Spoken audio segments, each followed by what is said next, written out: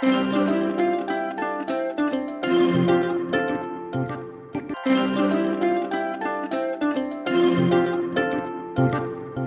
एपिसोडमध्ये आपण प्राणायामाविषयी बोलायला सुरुवात केली होती आणि तेव्हा असं आपण म्हटलं होतं की 2 प्राणायाम आपण शिकणार आहोत आणि मागच्या एपिसोडमध्ये आपण अनुलोम विलोम प्राणायाम याच्याबद्दल माहिती घेतलेली आहे आणि मला खात्री आहे नेहमीप्रमाणेच की तुम्ही अनुलोम विलोम प्राणायामाची प्रॅक्टिस निश्चितपणे करून बघितलेली असणार आहे आणि तुम्हाला त्या प्रॅक्टिसचे काही फायदे वाटले का, कसं वाटलं, काय बदल जाणवले हे नक्की तुम्ही कॉमेंट बॉक्समध्ये लिहून कळवा असं पुन्हा एकदा सुरुवातीलाच विनंती करते।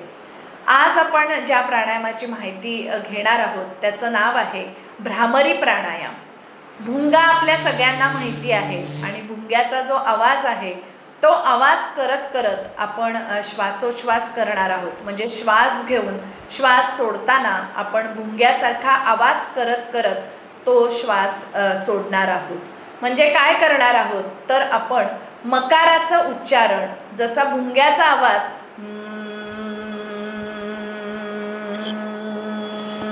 असा येतो त्याच पद्धतीनं श्वास पूर्ण फुफ्फुसांमध्ये भरून घेऊन श्वास सोडताना आपण असा आवाज करत करत तो प्राणायाम करणार आहोत। आणि याच्यामध्ये आज आपण असं मकाराचं जेव्हा उच्चारण करणार आहोत तेव्हा आपले हात जे आहेत ते मांडीवरच ध्यान मुद्रेमध्ये किंवा चिन्ह मुद्रेमध्ये ठेवणार आहोत।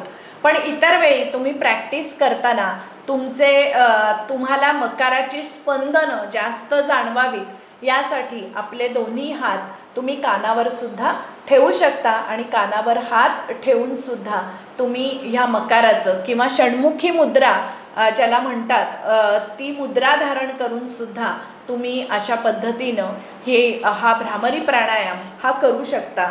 भ्रामरी प्राणायामाला सुद्धा कोणतंही कॉन्ट्रा इंडिकेशन नाही आहे। याचाच अर्थ भ्रामरी प्राणायाम हे कोणतीही व्याधी असलेला मनुष्य किंवा लहान मुलंसुद्धा भ्रामरी प्राणायाम करू शकतात।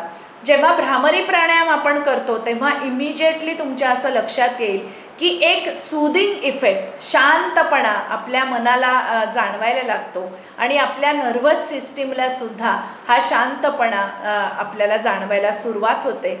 जेव्हा मकाराची अशा पद्धतीनं भ्रामरी प्राणायामाची तुम्ही वारंवार प्रॅक्टिस करता तेव्हा तुमच्या असं लक्षात येईल की तुमच्या आवाजामध्ये एक प्रकारचा गोडवा निर्माण होतोय।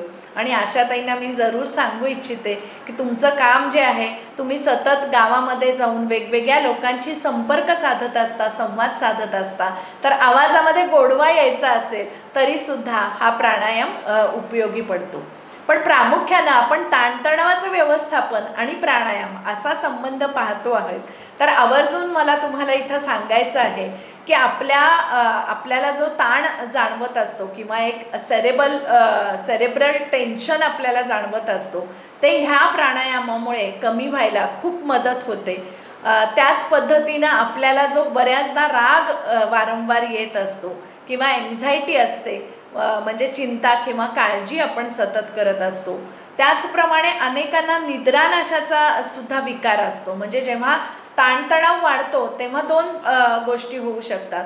अति झोप किंवा बऱ्याच जणांच्या बाबतीत जास्त करून झोप न येणे, विचार सतत चालू असल्यामुळे हा त्रास होत असतो आणि अनेक जणांना शांत झोप मिळत नाही।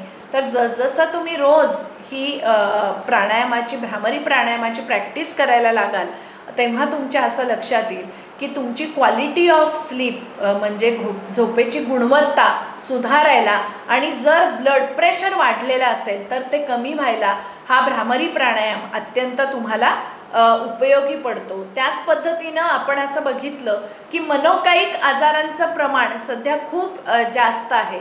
तर या सायकोसोमॅटिक प्रॉब्लेम्समुळे सुद्धा सायकोसोमॅटिक प्रॉब्लेम्स कमी व्हायला भ्रामरी प्राणायाम तुम्हाला अत्यंत मदत करतो। आणि त्याचप्रमाणे तुम्हाला जर काही घशाचे आजार असतील, म्हणजे टॉन्सिल्स असतील किंवा तिथे घसा दुखत असेल तर त्याच्यावर सुद्धा म्हणजे एकंदरीतच आपण असं म्हणूया की टिश्यू जे आहेत, पेशी ज्या आहेत, त्याची हिलिंग प्रोसेस जी आहे, बरं होण्याची गती आहे ती भ्रामरी प्राणायामामुळे वाढते। त्यामुळे कुठल्याही पद्धतीची सर्जरी जरी तुम्ही म्हणजे त्याला सामोरं गेलेला असाल तरीसुद्धा तुम्ही भ्रामरी प्राणायाम हा करू शकता. आणि म्हणून असा गुणकारी असा भ्रामरी प्राणायाम आहे आणि त्याचं प्रात्यक्षिक आता आपण करून बघायचं आहे.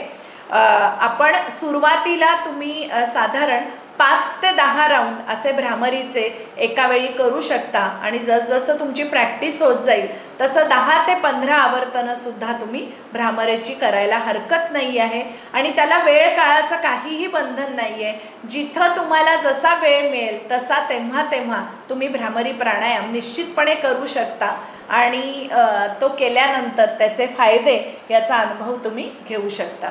तर भ्रामरी प्राणायामासाठी सगळ्यांनी तयार व्हायचं आहे. सगळ्यांनी पुन्हा एकदा ताठ बसायचं आहे. पाठीचा कणा, मान आणि मस्तक सरळ एका रेषेमध्ये ठेवायचे आहेत. डोळे शक्यतो अलगद बंद केले तर त्या भ्रामरीचा म्हणजे मकाराची जी स्पंदनं आहेत, जी मस्तकभर आपल्याला प्रामुख्यानं मकाराची स्पंदनं ही प्रामुख्यानं आपल्या शरीराच्या वरच्या भागामध्ये जाणवतात. आणि जसा आपल्याला माहिती आहे की आपण जेव्हा देवळात जातो आणि घंटानाद करतो आणि देवळाचा जो आकार असतो तो कळसासारखा आकार असतो, तसंच काहीसं आपल्या मेंदूची रचना आहे. जेव्हा आपण मकार म्हणतो तेव्हा तो घंटानाद जसा घुमत राहतो त्या देवळाच्या कळसामध्ये, तशाच पद्धतीनं हा मकार आपल्याला मेंदूच्या सगळ्या भागामध्ये तो घुमत राहतो आणि एक छान मसाजिंग इफेक्ट आपल्या सगळ्या मेंदूच्या पेशींना हा मिळत असतो. तर ह्याचा अनुभव आपण आता घेणार आहोत. डोळे अलगद मिटलेले आहेत. हात चिन्मुद्रेमध्ये, ध्यानमुद्रेमध्ये मांडीवर आहेत. यानंतर आपण 3 आवर्तनं ही मकाराची म्हणजे भ्रामरी प्राणायामाची करून बघणार आहोत. प्रत्येक वेळी श्वास घेऊन श्वास सोडत असताना आपल्याला मकाराचा उच्चारण करायचं आहे आणि त्याचे जे काही व्हायब्रेशन्स आहेत त्याच्या स्पंदनांचा प्रामुख्यानं आपण सजगपणे अनुभव घ्यायचा आहेत. त्या संवेदनांची जाणीव आपण करून घ्यायची आहे. सगळ्यांनी तयार व्हायचं आहे. श्वास घ्या.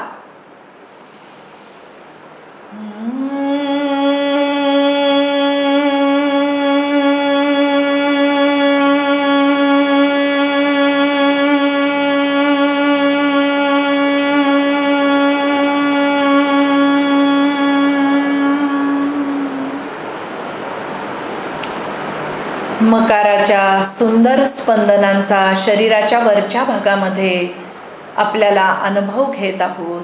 त्याच्या संवेदनांची आपण जाणीव करत आहोत आणि एका असीम नीरव शांततेकडं आपली वाटचाल चालू झाली आहे.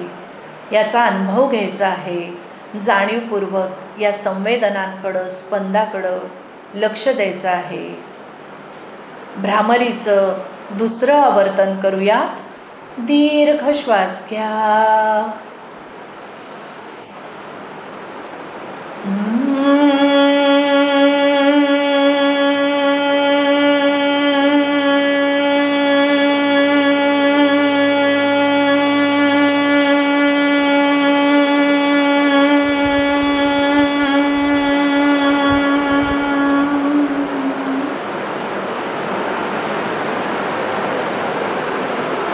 शरीराच्या वरच्या भागामध्ये मकाराच्या स्पंदनांची जाणीव होऊ लागली आहे आणि एका असीम नीरव शांततेचा आपण अनुभव घेत आहोत. शेवटचं आवर्तन करूया. श्वास घ्या.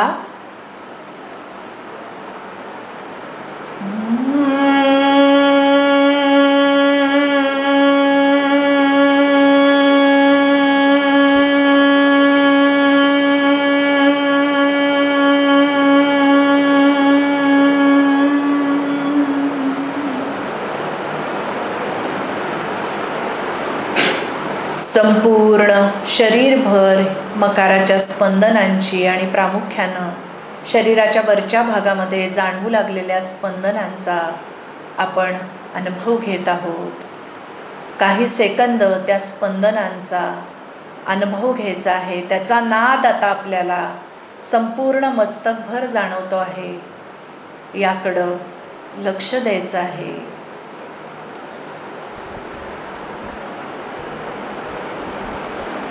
दोन्ही हातांच्या तळव्यांचं एकमेकांवर घर्षण करायचं आहे आणि दोन्ही तळवे अलगद आपल्या डोळ्यावर ठेवायचे आहेत आणि परावर्तित ऊर्जेचा अनुभव घेत घेत पापण्यांची उघडझाप करत सावकाश डोळे उघडायला हरकत नाही आहे. सगळ्यांना मनापासून धन्यवाद. मागच्या एपिसोडमध्ये आपण शिकलेल्या अनुलोम विलोम प्राणायाम आणि भ्रामरी प्राणायाम या दोनही प्राणायामाची आपण प्रॅक्टिस करत राहा आणि जे काही बदल शरीर मनात जाणवत आहेत ते आम्हाला कळवत राहा. आपले असे प्रतिसाद आपल्याला, आम्हाला आणि आपल्या सगळ्याच मैत्रिणींना प्रेरणा देत राहतात. धन्यवाद.